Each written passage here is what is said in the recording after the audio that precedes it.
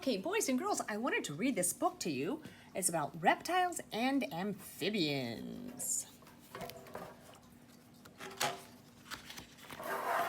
What is a reptile? Reptiles have existed since before the dinosaurs lived, and some are among the most poisonous and dangerous animals on Earth.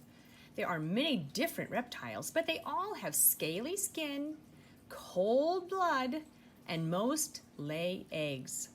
So there are crocodiles and snakes and lizards. What is an amphibian? Most amphibians live in both water and on land. Nearly all of them begin life in water, swimming and breathing like fish. The best known amphibians are frogs, toads, salamanders, and newts. Okay, let's take a look at some of these. Ooh, this is definitely a lizard. It's the Komodo dragon. The Komodo dragon is the world's largest lizard. The really big ones can be 10 feet long and weigh as much as 155 pounds. They hunt big animals such as deer, and they have poisonous saliva to help kill their prey. Wow. They have a very long forked tongue, and it flicks out when it is looking for food. They have sharp claws used for digging up food and burrowing into the ground. All right, let's take a look at the green iguana. A green iguana is a large lizard that lives in the jungles of Central and South America. They spend most of their time high up in the trees where their color keeps them hidden among the leaves. Right, that is called camouflage. Only the male has this flap of skin called a dewlap, and they have spiky scales along its back.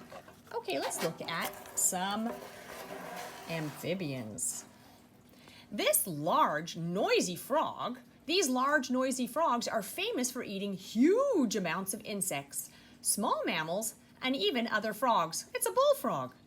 The male bullfrog has an inflatable sac under its throat that it used to make very loud mating calls. Very loud. Oh, and here's its eardrums, and there's its inflatable sac. And this is the fire salamander.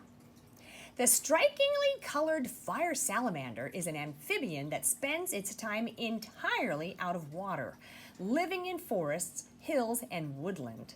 It produces a mild poison, which makes it taste nasty to anything that tries to eat it.